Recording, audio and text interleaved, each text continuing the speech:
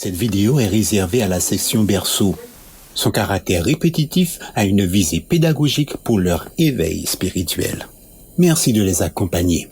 Bonjour amis de la Bible, c'est Tonton Jim et aujourd'hui j'ai une histoire très spéciale pour vous. Elle s'intitule « La petite servante du capitaine Naaman ». Et notre verset à mémoriser est tiré de Galates chapitre 5, le verset 13. Mettez-vous au service les uns les autres avec amour. Regarde la petite servante. Elle est loin de chez elle. Dieu a une joyeuse petite servante dans la maison du capitaine Naaman. Elle aime Dieu de tout son cœur et cela se voit dans tout ce qu'elle fait. Elle fait bien tout son travail sans jamais faire la tête. Le capitaine et sa femme voient comment elle travaille bien et comment elle est joyeuse. Ils la voient prier Dieu. C'est vraiment un enfant agréable. Mais regarde, Madame Naaman est triste. Ne pleure pas, madame. Dieu t'aidera, mais elle ne peut s'empêcher de pleurer. Mon mari est très malade, il a la lèpre, il a de grosses plaies sur la peau. Il devra s'en aller loin de nous. Oh. Ne sois pas triste, capitaine Naaman, dit la petite fille. Souris, madame. Tout n'est pas fini. Je vais vous aider. Va en Israël, va voir le prophète Élisée, dit la petite servante. Le prophète peut guérir le capitaine. Le vois-tu? Capitaine Naaman est un soldat. Il est très courageux. Regarde son char. Il s'apprête à partir. Allons-y, crie le capitaine Naaman. Au revoir. Puisse ton prophète me guérir, petite servante. Et il part à la recherche du prophète Élisée jusqu'à ce qu'il le trouve. J'ai confiance. Dieu peut te guérir, capitaine Naaman, dit le serviteur d'Élisée. Dieu peut rendre ta peau saine. Va te laver dans le Jourdain, plonge dans l'eau 7 fois et tu seras guéri. Capitaine Naaman se rend donc dans les eaux boueuses du Jourdain, une grande rivière. Regarde le capitaine Naaman dans l'eau. L'eau est boueuse. On peut à peine voir le fond de la rivière. Regarde les plaies sur sa peau. Alors le capitaine Naaman plonge dans l'eau 1 fois, 2 fois, 3 fois, 4 fois, 5 fois, 6 fois. Les plaies sont toujours là.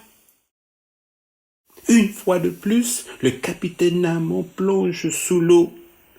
Ouah! Le capitaine est guéri. Regarde sa peau lisse. Les plaies ont toutes disparu. Ouah! Dieu a guéri le capitaine Naaman. Maintenant, il sait que Dieu l'aime. Il prie. Merci mon Dieu de m'avoir guéri. Merci pour ma joyeuse petite servante. Oui, chers enfants, Dieu a guéri le capitaine Naaman parce qu'il y avait une petite servante qui l'aimait et qui lui parlait de Dieu.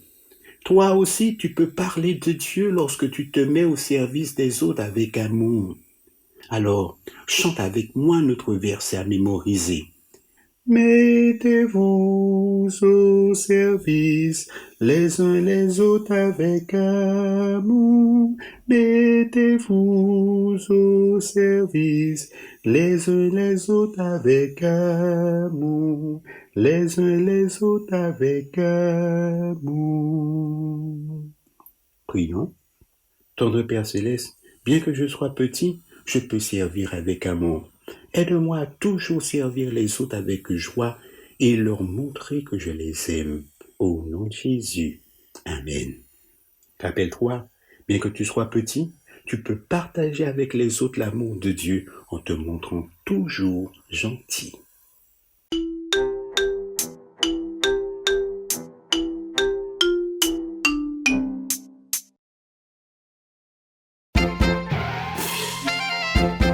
Bonjour les enfants, c'est Lorena ici et je viens vous raconter une belle histoire qui s'appelle « La petite servante sert Dieu ».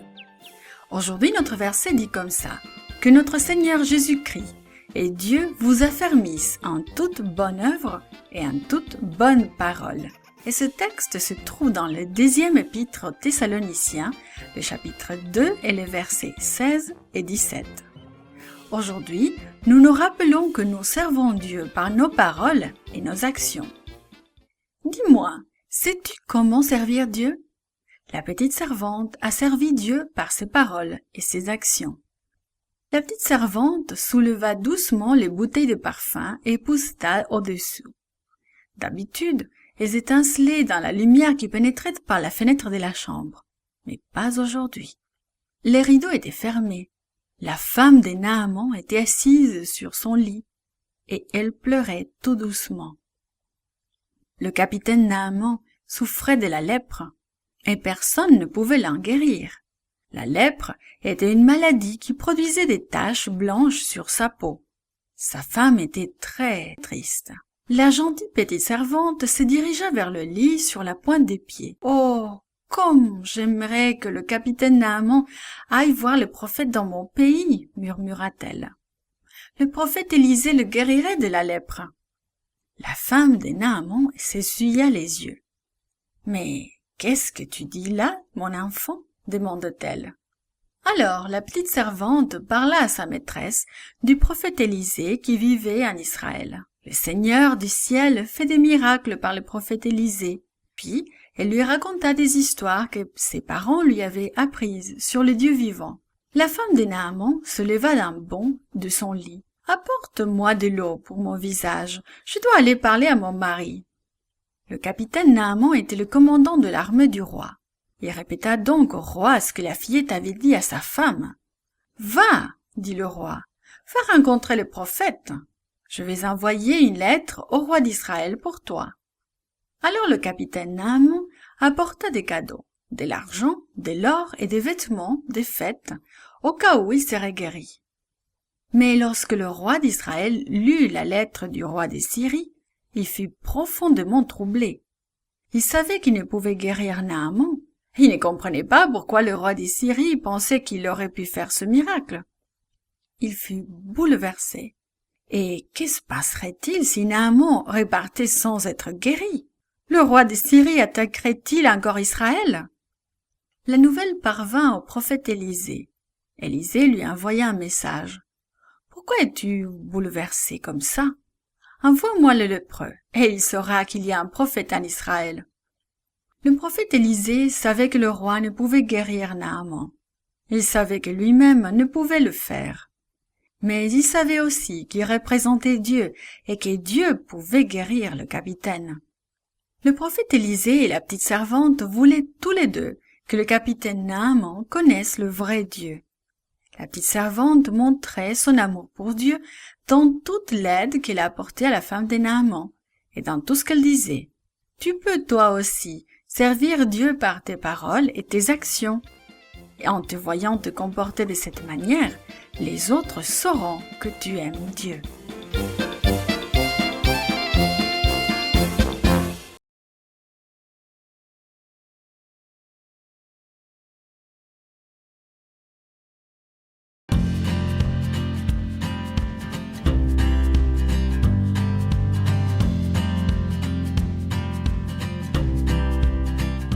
Bonjour, c'est Virginie. La leçon d'aujourd'hui a pour titre « Un concours insolite ».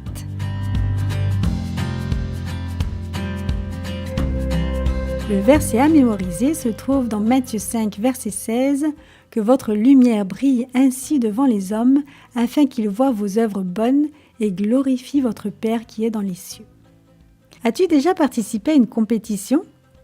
As-tu gagné?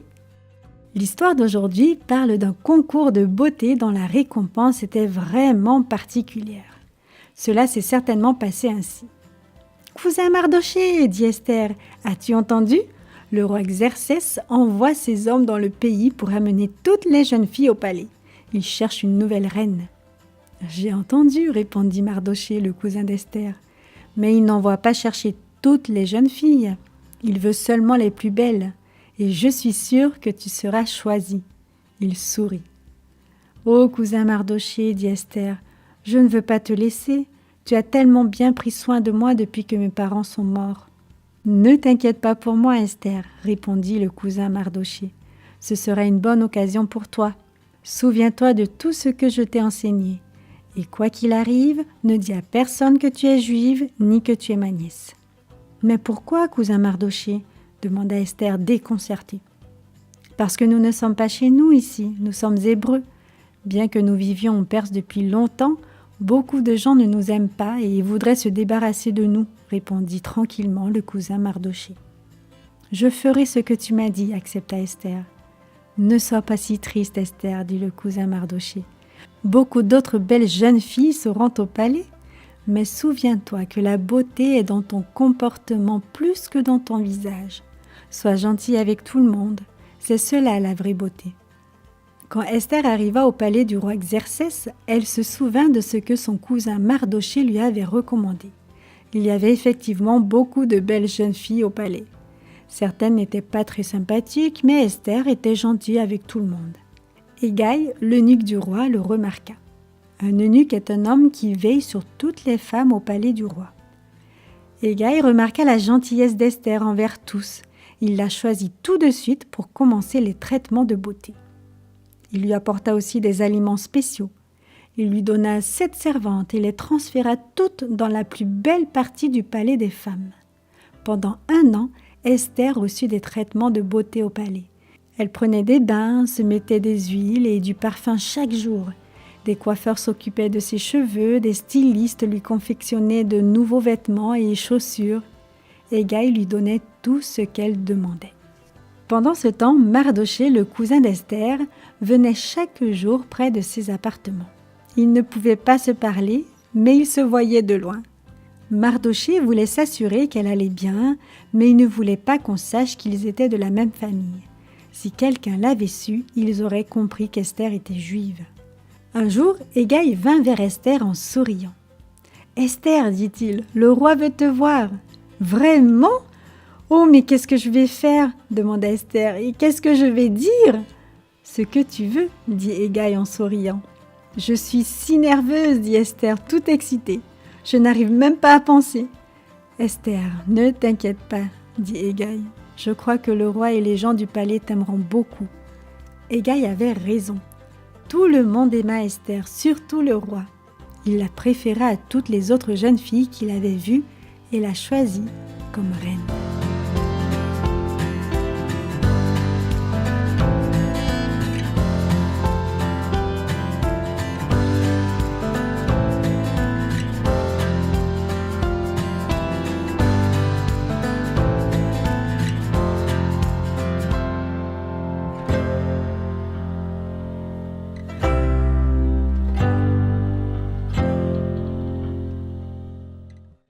De te retrouver avec le titre de notre étude de cette semaine, Compte les bienfaits de Dieu. As-tu déjà fait du camping dans un endroit où tu n'avais aucun magasin à proximité? Qu'aurais-tu pensé si tu t'étais retrouvé à court de nourriture ou d'eau potable? Donc, pas moyen de se ravitailler. Aurais-tu paniqué ou tu t'en serais remis à Dieu pour qu'il pourvoie à tes besoins? Dieu a fait sortir son peuple d'Égypte et l'a sauvé de ses ennemis avec puissance. Maintenant, ils avancent dans le désert avec en mémoire la preuve de l'amour de Dieu pour lui. Cependant, les chants de louange et d'exaltation semblent céder leur place.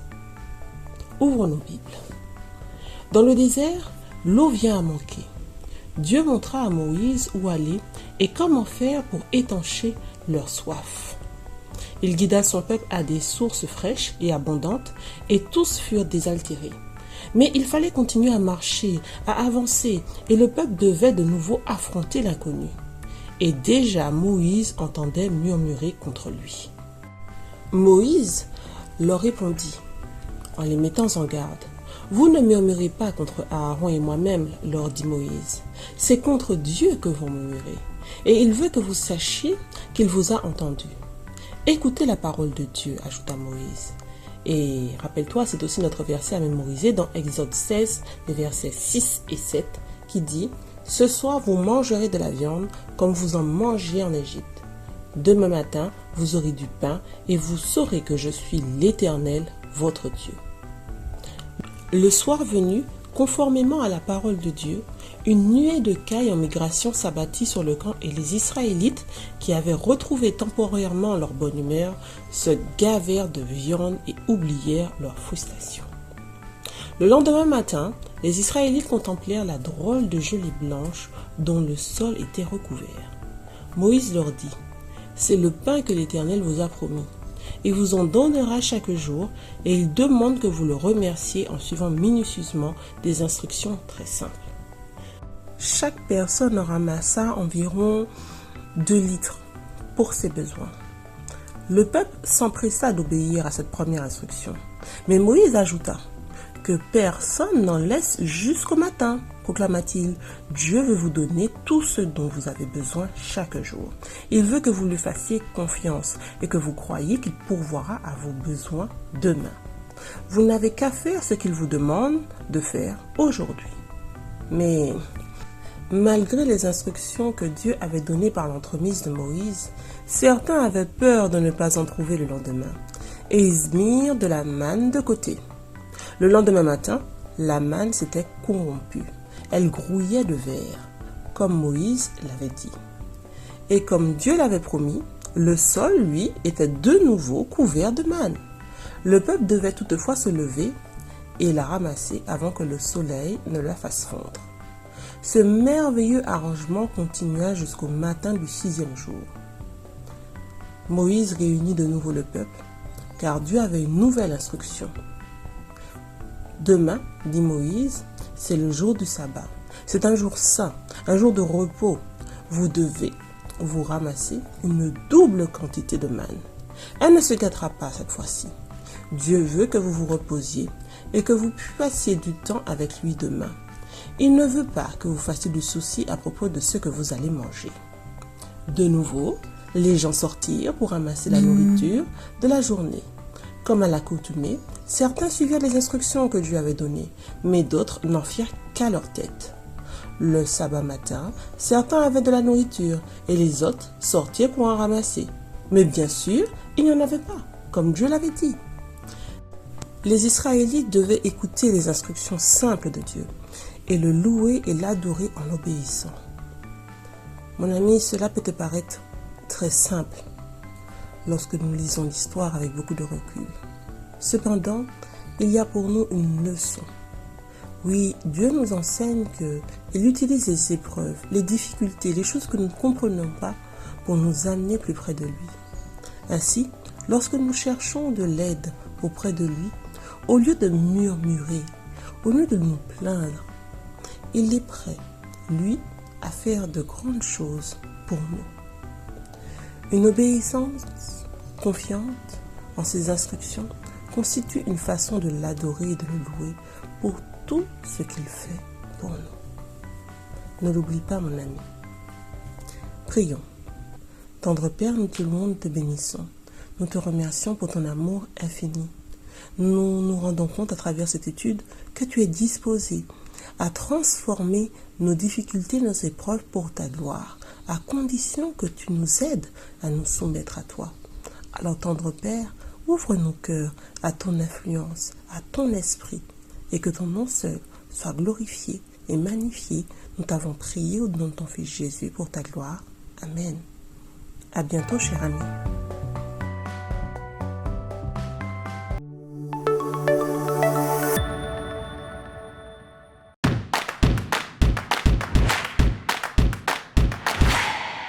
Salut les amis, si vous aimez nos vidéos, abonnez-vous et n'oubliez pas le petit pouce bleu.